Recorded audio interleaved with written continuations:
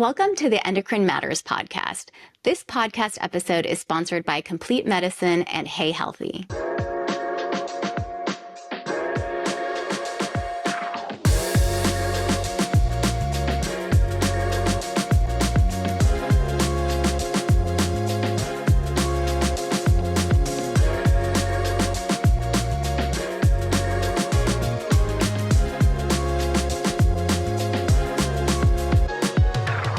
Hey everyone, welcome back to Endocrine Matters. I'm Dr. Arti Thangudu, your direct care endocrinologist, and today we're tackling one of the most common things I hear from patients.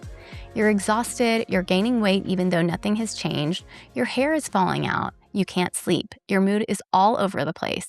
You go to your doctor, they run some blood work, look at the results and say, everything looks normal, and you walk out thinking, am I losing my mind? You are not losing your mind.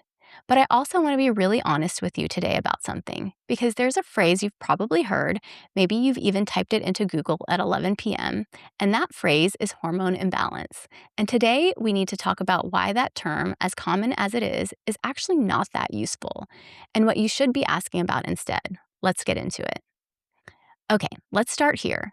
If you've ever told a doctor, I think I have a hormone imbalance, and they kind of brushed it off, part of the reason is that hormone imbalance is not actually a medical diagnosis. It's not in any textbook. No single lab test can find it. No specific treatment is prescribed for it. It's a bit like going to a mechanic and saying, I think something is wrong with my car. The mechanic isn't being difficult when they ask for more information. Which part? What is it doing? When does it happen? Hormones are the same way. Your body makes over 50 different hormones. They all do completely different things. So when something feels off, the real question isn't, do I have a hormone imbalance? It's which hormone, why is it off, and when in your cycle is it happening? And here's where I think the medical system fails people. Just because your lab values fall inside the normal range doesn't mean everything is fine for you. Normal ranges are built from averages across huge populations. They don't tell us where you personally feel your best. They don't capture how your hormones are moving across your cycle, and they don't account for how the ratio of one hormone to another might be the real issue. So when you feel terrible and your labs say normal, you are not imagining things. It means we need to ask better, more specific questions, which is exactly what we're going to do right now. Okay, let's talk about the main players. I'm going to focus on 3 hormones that drive most of what my patients come in describing: estrogen, progesterone, and testosterone. First, estrogen is your main female hormone, and it has its hands in almost everything: your brain, your bones, your heart, your skin, your mood, your sleep, your metabolism. When estrogen is doing its job, you feel pretty good. When it drops or swings wildly, you feel it everywhere. Brain fog, hot flashes, trouble sleeping, anxiety, mood swings, low libido, weight changes. That list is long because estrogen is everywhere. Next, progesterone. Progesterone is estrogen's quieter, calmer partner. It rises in the second half of your cycle after ovulation, and its job is partly to balance estrogen out and calm your nervous system down. It has a natural settling effect on the brain. When progesterone is low or drops off too fast, you can feel anxious, irritable, bloated, and just generally unwell. A lot of what gets chalked up to PMS or dismissed as you're just stressed is actually progesterone not doing its job well enough. And then testosterone. Yes, women have testosterone. We need it. It drives your energy, sometimes your motivation and muscle strength, your sex drive, sometimes even can affect your confidence. When testosterone is too low, you feel flat, like someone turned the volume down on your whole life. When it's too high, you can develop acne, unwanted hair growth, and irregular periods. Both directions matter, and both are worth paying attention to. Here's the thing I want you to take away. These 3 hormones are in a consistent conversation with each other. It's never just about whether one of them is high or low on its own. It's about how they relate to each other and when in your cycle. A shift in one changes the whole picture, which brings me to something a lot of you have probably heard about. Estrogen dominance is another term that gets thrown around constantly on wellness blogs and supplement ads all over social media. And I want to be clear, just like hormone imbalance, estrogen dominance is not an official medical diagnosis. But the feeling behind it is real, and it usually points to something specific. Here's what actually might be happening when someone describes estrogen dominant symptoms. Either estrogen is genuinely elevated, or more commonly, progesterone is low. So even if your estrogen level is completely normal on a lab test, if progesterone isn't there to balance it out, estrogen is winning by default. The ratio might be off, and your labs may not be showing it. So, what might it feel like? Heavy or irregular periods, bloating, breast tenderness, mood swings, trouble sleeping, weight gain around the hips and thighs. Now, in a moment, I'm going to talk about a specific condition where this pattern shows up in a really important way. But first, let's talk about the transition that catches so many women completely off guard. Perimenopause is the transition before menopause. It can start earlier than most people expect. We're talking anywhere from your late 30s to your late 40s. It is not a sudden switch. It is a gradual, sometimes chaotic shift in how your ovaries are functioning. Here's what makes it so confusing. Your hormone levels during perimenopause don't drop in a smooth, predictable line. They fluctuate wildly. Estrogen can spike really high on one month and crater the next. Progesterone starts to decline, especially as ovulation becomes less consistent. And remember, progesterone is only made after ovulation. So as ovulation gets less reliable, progesterone gets less reliable too. Your cycles may get shorter, then longer, then totally unpredictable. You might skip a period and then have the heaviest one of your life. And through all of this, your labs might look completely normal because your doctor ran them on a random Tuesday and caught your hormones on a relatively calm day. Labs don't tell the whole story here. A normal lab result in perimenopause does not mean you are not in perimenopause.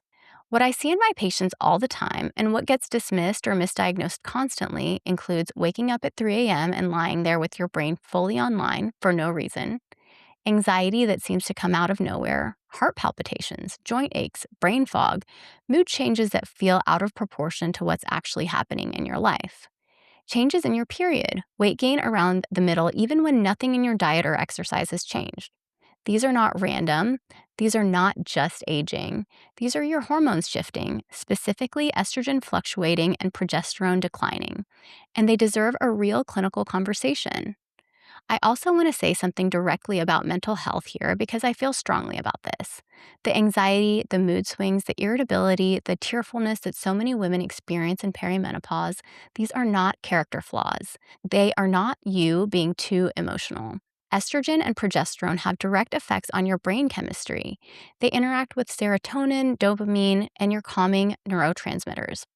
When your hormones fluctuate, your brain chemistry fluctuates right along with them. This is biology, it is real, and it deserves to be taken seriously, not dismissed. Okay, now I want to talk about a condition that I think is one of the most misunderstood in all of women's health. You've probably heard it called PCOS, polycystic ovary syndrome. I actually prefer a newer term that's gaining traction, PMOS, polycystic metabolic ovary syndrome, because it's more accurate to what's actually happening. The syndrome is much bigger than just the ovaries, but let's talk about what's actually going on hormonally because it's fascinating and explains so much. The core of PMOS is this: too much testosterone and an insulin signaling problem. Your ovaries are producing more androgens, more testosterone type hormones than they should be. And insulin resistance is pouring fuel on that fire because high insulin directly tells your ovaries to make even more testosterone. And androgens worsen insulin resistance. It's a vicious cycle. Meanwhile, high insulin also lowers a protein called sex hormone binding globulin. Think of sex hormone binding globulin as a carrier that keeps testosterone locked up and inactive. When SHBG drops, more testosterone is free and active in your body. So even if your total testosterone looks only mildly elevated on a lab test, the amount that's actually doing things in your body can be significantly higher. So here's where it gets really interesting and where the estrogen dominance conversation fits in for PMOS specifically. All that excess testosterone disrupts ovulation. The follicles in your ovaries get stuck. They start developing but never fully release an egg. And here's why that matters so much for estrogen and progesterone. Progesterone is only made after ovulation. No ovulation, no corpus luteum, no progesterone. So in PMOS, progesterone is low, not because of menopause, not because of stress, but because the whole system that produces it is being blocked upstream by androgen excess. And estrogen, here's the part that surprises most people. Estrogen levels in PMOS are often actually normal on a blood test. But, and this is important, it's a flat, non-cyclical estrogen. There's no beautiful rise and fall across a healthy cycle. It just sits there, constant, without progesterone to balance it. So the endometrium, the lining of your uterus, keeps getting estrogen signals with no progesterone to counteract them. That's why women with PMOS can have very heavy, irregular, or infrequent periods, and why endometrial health is something we monitor carefully. So when someone with PMOS says they have estrogen dominance, they're not entirely wrong in how it feels. But the root cause isn't an estrogen problem. It's a testosterone and insulin problem that knocks out progesterone, leaving estrogen unopposed by default. That distinction is everything when it comes to treatment. If you chase estrogen when the real driver is testosterone and insulin, you're treating the wrong thing entirely. The real targets in PMOS are androgen excess and insulin resistance, and when you address those, the downstream hormone picture often starts to correct itself. I want to spend just a couple minutes on this because I think it matters, and because I think people often get this advice without understanding why it works. Sleep, blood sugar stability, exercise, and stress management are not soft suggestions. They directly regulate hormone production. Sleep is probably the biggest lever. Most of your hormone regulation happens overnight. Cutting sleep doesn't just make you tired, it directly disrupts estrogen, progesterone, and testosterone. 7 to 9 hours is not a luxury, it is a hormonal necessity. Blood sugar and insulin matter enormously, especially in PMOS. High sugar, high carbohydrate eating drives insulin spikes, and insulin spikes directly amplify androgen production in the ovaries. This is exactly why dietary changes can make such a dramatic difference in PMOS. It's not about willpower, it's about taking insulin out of the driver's seat. And strength training specifically helps your cells use insulin more efficiently. It also supports healthy testosterone levels and metabolic function. It's not just about burning calories, it's about changing how your hormones behave at the cellular level. None of this means lifestyle fixes everything. Some people absolutely need medication, and there is no shame in that. But lifestyle is biochemistry. It belongs in the clinical conversation. All right, let's bring it home. Here's what I want you to hold on to from today. Hormone imbalance is not a diagnosis, it's a starting point. The real question is always which hormone, why, and when in your cycle. If you feel terrible and your labs are normal, that is not the end of the conversation. It is the beginning of a better one. Estrogen, progesterone, and testosterone work as a system. Their relationship to each other matters as much as their individual levels. In perimenopause, hormone levels don't decline smoothly, they fluctuate wildly. Your symptoms are real and your brain chemistry is directly involved. And in PMOS, the root cause is androgen excess and insulin resistance, not estrogen. And that distinction changes everything about how it should be treated. If nobody has ever explained any of this to you clearly before, I'm glad you're here. That is exactly what this podcast is for. Subscribe, share this with someone who needs it, and I will see you next week on Endocrine Matters.